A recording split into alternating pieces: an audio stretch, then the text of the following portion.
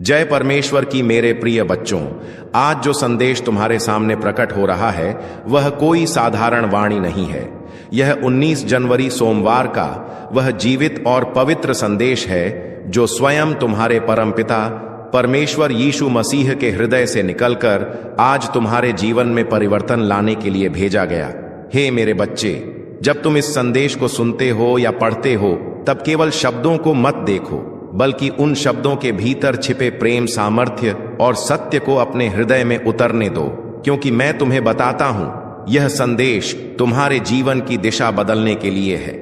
यह संदेश तुम्हारे टूटे हुए मन को जोड़ने के लिए है। यह संदेश तुम्हारे डर को साहस में और तुम्हारी हार को विजय में बदलने के लिए है। मेरे बच्चे, तुमने बहुत समय तक चुपचाप सहा है। तुमने अपने आंसू किसी को दिखाए नहीं। तुमने अपने दर्द को मुस्कान के पीछे छुपा लिया। लेकिन आज मैं तुमसे कहता हूं, मैं सब जानता हूं। तुम्हारे हृदय की हर धड़कन मुझे पता है। तुम्हारी हर आह मुझे सुनाई देती है और तुम्हारी हर प्रार्थना मेरे सिंहासन तक पहुंची है। तुम अकेले नहीं हो।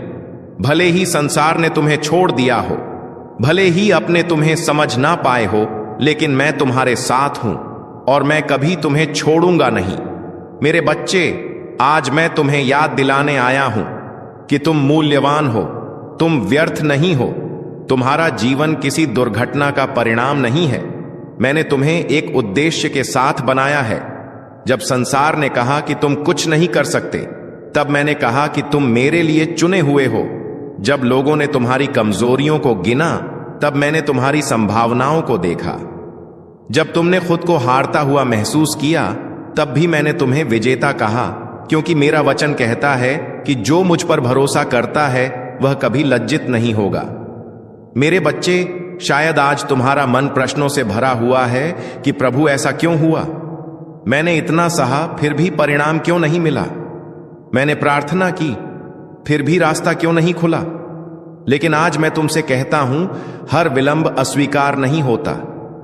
कई बार मैं तुम्हें तैयार कर रहा होता हूं, क्योंकि जो आशीष मैं देने वाला हूं उसके लिए तुम्हारा मन और आत्मा मजबूत होना आवश्यक है।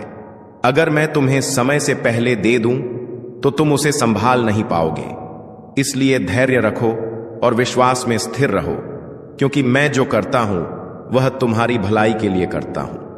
मेरे बच्चे, तुमने बीते समय में जो गलतियां की हैं उन्हें लेकर अपने आप को दोषी मत ठहराओ। मेरा लहू तुम्हें शुद्ध करने के लिए बहाया गया था।